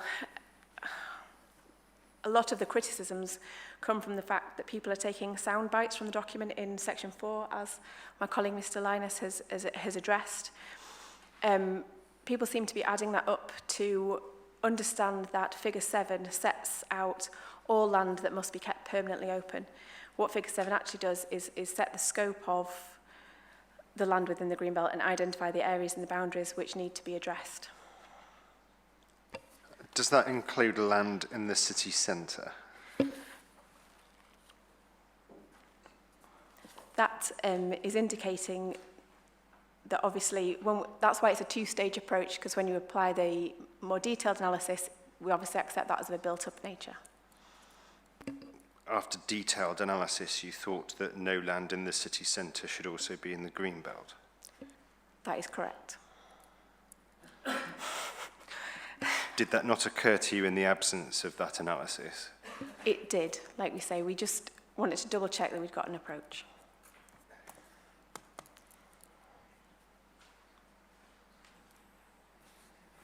Well, from my understanding, I think that's because you include within Figure 7 the combined constraints map things like open space, which do go into the city centre. And I wonder, I mean, we're looking at an assessment here in relation to Greenbelt. So I have to say, I do wonder what part open space in the city centre has to play in such an assessment. An assessment that is seeking to define Greenbelt boundaries. We agree that Figure 7 is misleading in this respect, as we explain in section 5C. Is that because it includes things that it shouldn't in the city centre? It's because it takes a very broad strategic approach and does not actually deal with the detail. And it looks at the city centre. Yes. So I think we would just hesitate before it was accepted that open space in the city centre was somehow irrelevant to the setting of Greenbelt boundaries. Yes. Clearly, the broad approach to open space can have two influences. One, open space obviously can affect any debate over where a boundary should lie, because it's part of the consideration of what lands needs to be kept permanently open. But it also forms part of the consideration of areas important to York's special character and setting. Yes, but there's a question, isn't there, about keeping land permanently open for Greenbelt reasons and keeping land permanently open for a completely different reason altogether. Yes. You're not telling me that the City Council was at any stage seriously considering identifying Greenbelt land in the city centre, are you?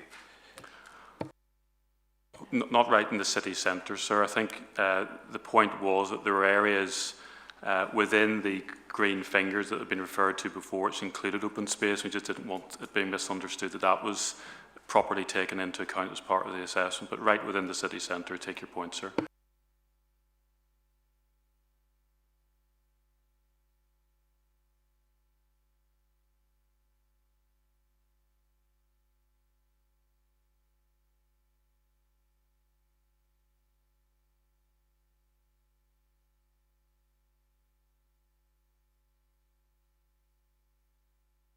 Sorry, bear with me just a moment.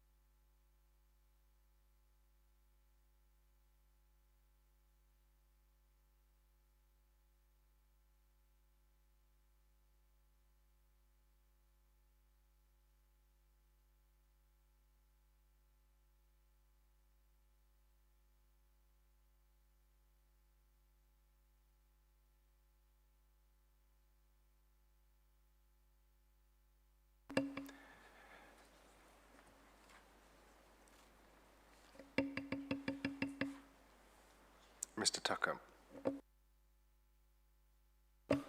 Thank you, sir.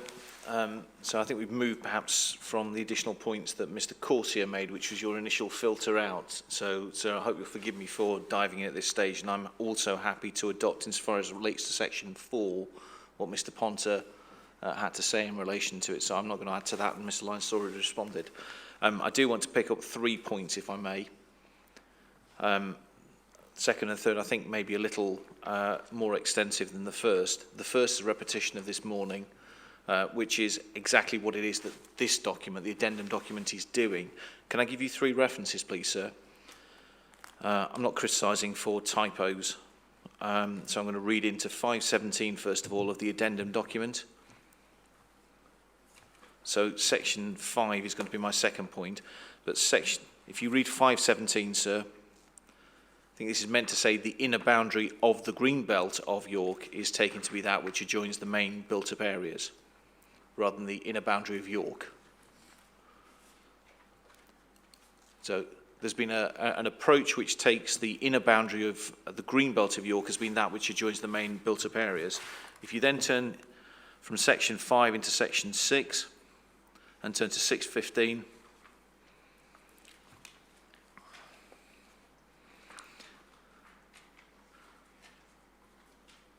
you'll see, sir, under the section defining greenbelt boundaries around urban areas, it says, as detailed in section 3, the York Greenbelt is setting detailed boundaries for the first time. This includes defining the inner edge of the greenbelt boundary where this abuts urban areas which are not of an open character and do not contribute to the essential openness of the greenbelt. And if you want any confirmation that that's what's happened, sir, if you turn to the summary, which is on page 49, third paragraph, the proposed detailed boundaries around urban areas follow a consistent methodology. I think that means detailed boundaries of the inner boundary of the greenbelt. To defining the inner boundary of the main urban area of York, that's the greenbelt inner boundary, I think. Proposed boundaries of the urban areas are based on current built development and do not take account for the need to release land/sites for their long-term permanence of the greenbelt. Issues and boundaries relating to exceptional circumstances and the need to release land are presented in section 7 and 8. The prose is a bit denser, but those three bits together are telling you that until you get to section 7 of this document, there is not, apparently, a feeding in of the elements that you have at paragraph 85 of MPPF, i.e. the need to consider development needs. And scrolling down or turning over, section 7 has the phraseology exceptional circumstances, which then becomes the test, which we talked about this morning, which I won't transgress. So the first point, sir, is methodologically this is wrong because it doesn't follow paragraph 80 and 85 of MPPF.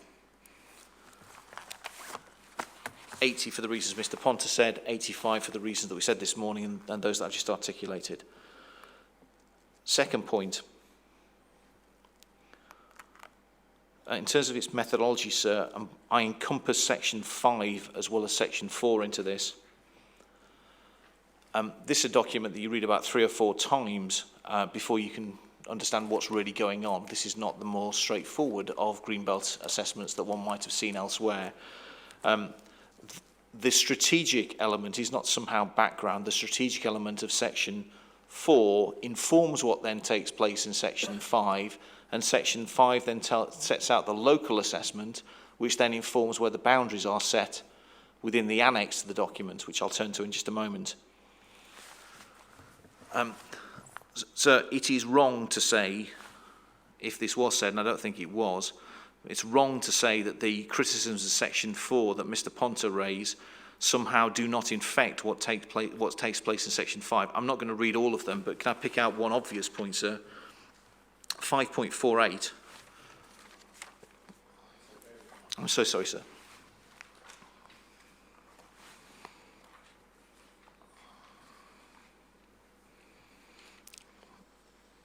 Sorry, paragraph? 5.48, sir.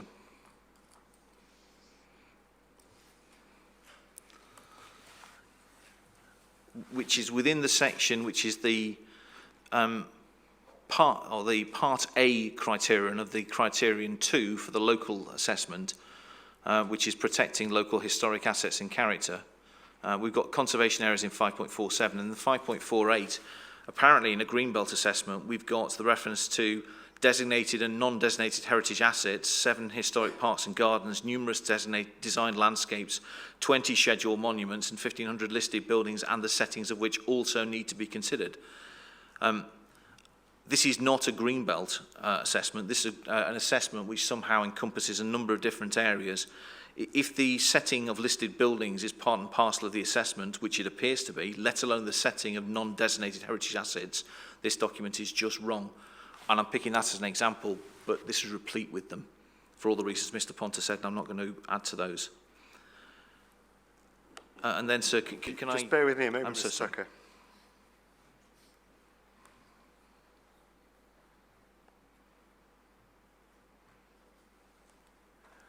The council in reply will doubtlessly say that it is relevant when looking at the preserving the setting and the special character of this historic city, that one ought to look at those things listed in paragraph 5.48.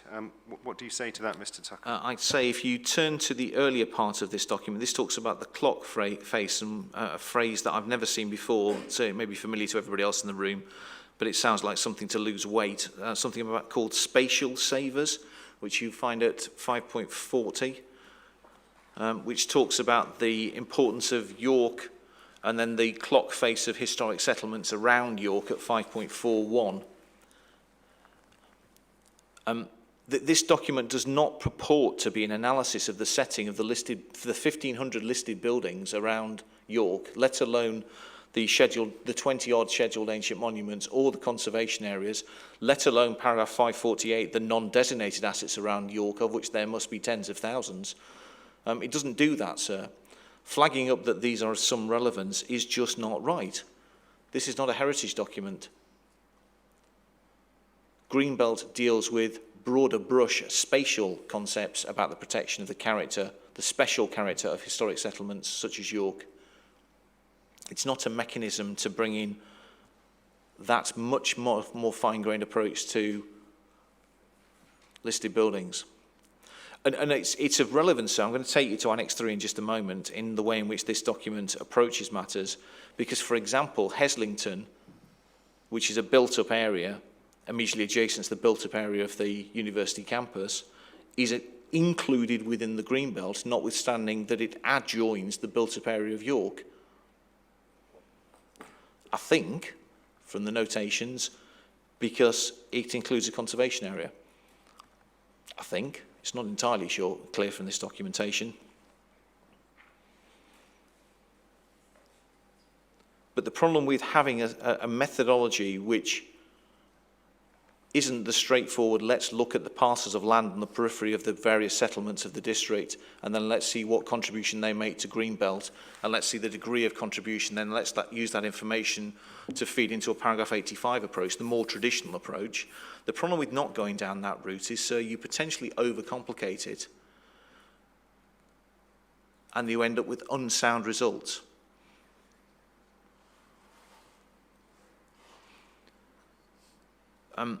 Which brings me to my second point, which is that this is not an exercise of assessing the extent to which parcels of land, specific identified parcels of land, fulfill the purposes of the Greenbelt. This is an exercise, it would seem, which then informs Annex 3 of this document. Of course, sir.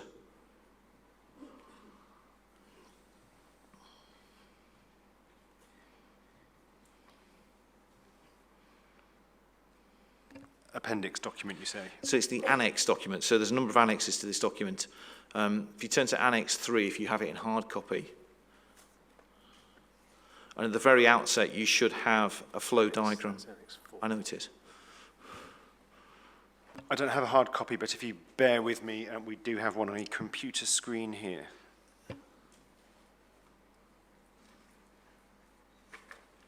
It should be, sir, very close to the front.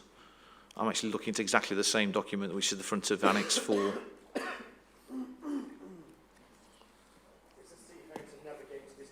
That's the one, sir. It's a shame it appears at the end, isn't it?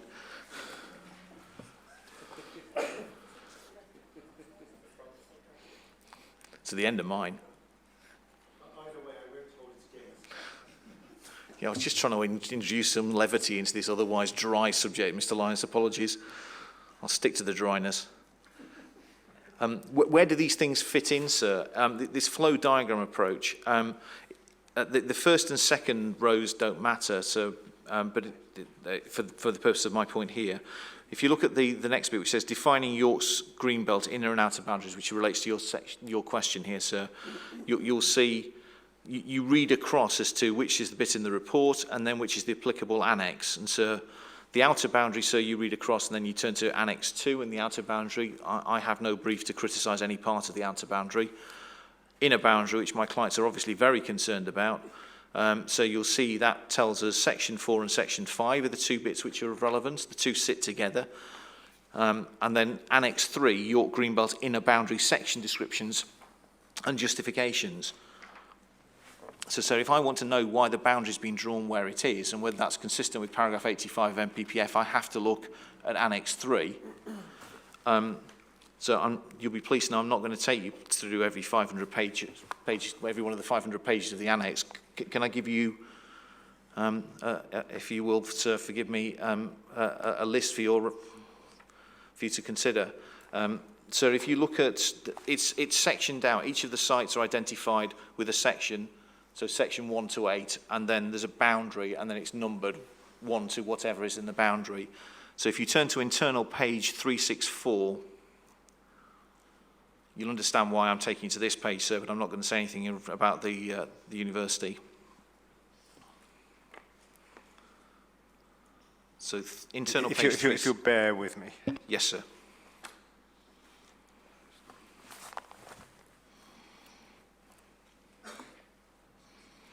You'll see on 364, sir, the sort of shape that my children used to make as the expensive Lego that I used to buy them at Christmas, which bore no relationship to whatever was on the box. This is the defensible boundary of this part of the York Greenbelt. You'll see each part of the boundary sections which are then discussed are numbered. If you bear with me, Mr. Tucker, there's a chance I might see those things. I was just trying to buy time, sir.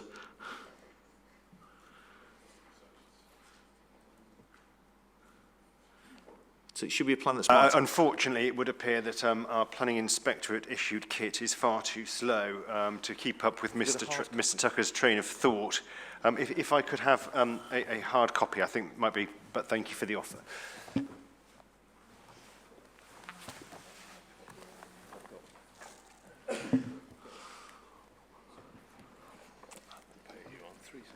.364. I'm massively grateful to Mr. Linus for that.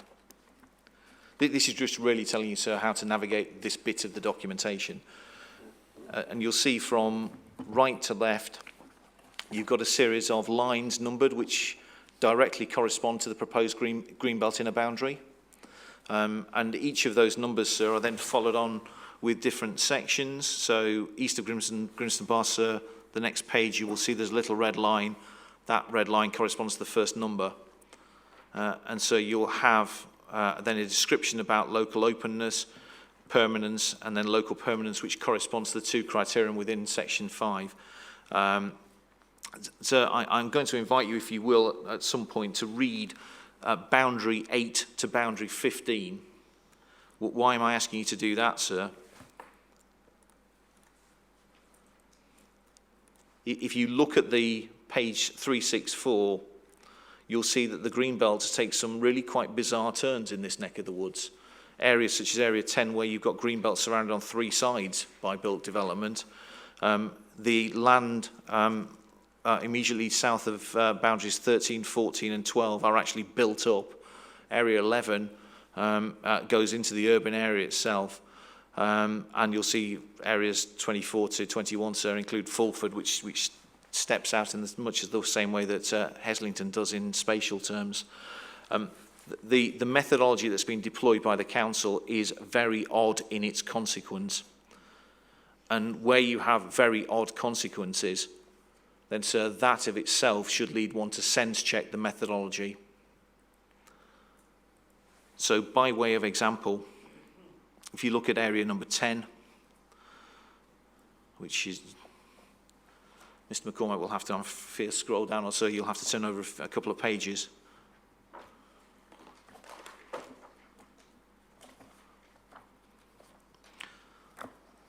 So is that boundary 10? Boundary 10, sir, yes. Page 392.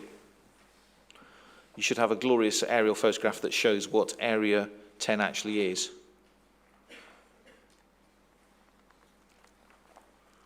And why is this identified as being in the Greenbelt? And so you can read that.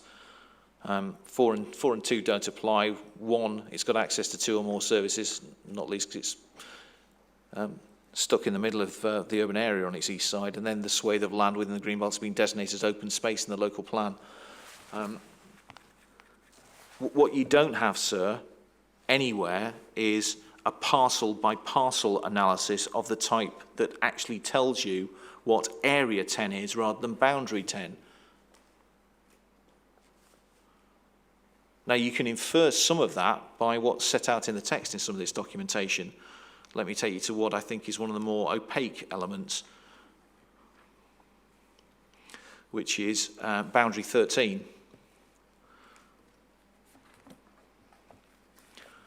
You'll see from the from page 401 that boundary 13 subdivides part of what on a site visit is part of the urban area.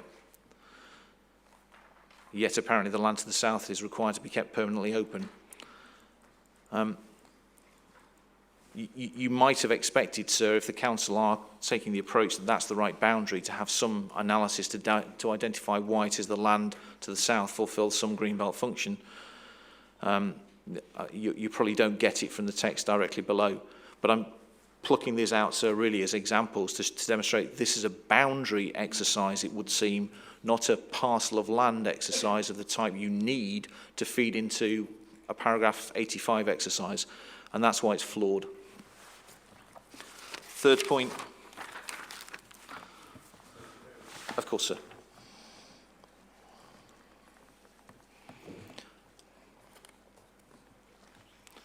So confused and confusing exercise leading to odd results relating to boundaries, not areas. And then the final point, so my third So point, just bear with me a moment, Mr. Tucker. I'm so sorry, sir.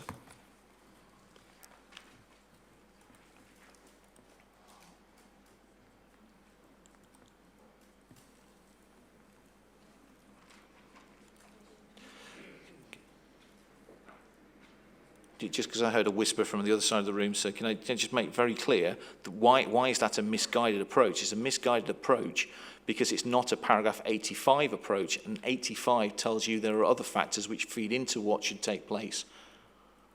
In other words, including sustainable development requirements, which comes to my third point. This is setting the inner boundary of the Greenbelt, assuming there are no development needs of York, and that's not the question. Third point, sir, is that there is a real problem with the information that's been presented before you, and I am going to mention the forbidden word now. Sir, you have an explanation within the text of the addendum as to when you get to section 7, whereabouts some of the information, some of the needs that inform section 7 and the site selection approach comes from. Sorry, just to help me out, Mr. Tucker, are you going to take me back into The addendum, sir. No, am I going to go back into the annex? No, sir. Grateful.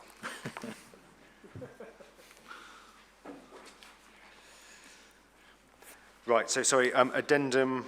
This is back into the addendum, sir. Yeah, which paragraph? Section 7, sir, which deals with the exceptional circumstances to why sites are to be released. And, sir, we have, from page 51 onwards, establishing the need for development. And I am going to keep this high level and deal with education needs in the tertiary sector generally, notwithstanding there's an obvious reason. So you have housing needs, which is assessed by reference to the SHLAR, effectively, from page 51 onwards. In relation to universities, sir, what's the need for the universities? What has informed the approach with regards to universities in this document, sir? You have that from section 7.44 onwards. You have a general recognition of a need to ensure the facilities at the cities, plural, further education establishments meet the requirements of modern education establishments over the planned period, 744, sir. And then 752, sir. You have the specific analysis of the University of York, and one of the reasons why the council says exceptional circumstances arise, third sentence of this paragraph, sir, is the continued development of the university's west and east campuses is supported. It's considered the university will not be able to continue to grow beyond 2023 without an expansion of the existing campus east. And then, sir, I could give you a page full of references from the local plan itself, which talks about the importance of tertiary education and facilitating its growth, sir, but just stressing SS22, EC1, ED1 and ED33.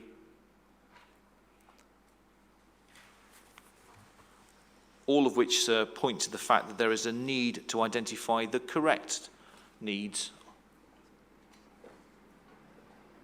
to underpin this exercise. And as you'll hear in part 2, sir, as and when we get to that, my client's case is that we run out of land by 2023, even with the inadequate expansion land, but that's a matter we'll talk about in the part 2 section. But I do emphasise, sir, that concern has only heightened in the last week with the Oxford Economics information that's been put forward for the reasons set out in the additional documentation we put in. But, sir, that's a matter for next time. So, sir, my third point, therefore, in summary, is to do the exercise that's necessary for paragraph 85, whilst there's housing, which is a central concern of many people in the room, employment and education are the central concerns of my clients in relation to getting the inner boundary of Greenbelt right. And we have really serious concerns that that's not been done correctly, which will be a matter we'll discuss at the part 2 session, sir.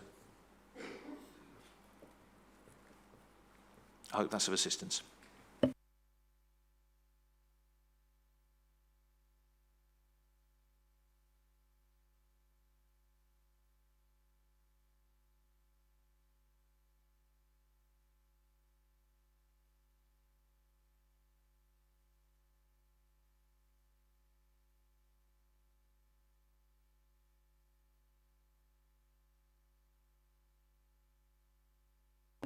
Yes, it appears to us increasingly likely that we are not going to complete our agenda today. That being said, but I think what we want to do is to take a short break and then press on for a little while longer. Yes, sir, we've been thinking about that as well. We're obviously dealing here with some detailed points about the methodology of the boundary setting, and I'll respond to those. We also haven't reached 3.4 yet, which is the safeguarding issue. And if we're under time pressure, just one thing to possibly think about is whether either we sit late to deal with that, or we put that into tomorrow rather than take the view that we need the overflow day, because it may be that that could be dealt with as a discrete issue tomorrow alongside the other topics, without deciding at the end of today that we're inevitably into the overflow day, because I think everyone would try to avoid that if at all possible. I'll think about that while I have a cup of coffee. Yes, I just mentioned it for that reason.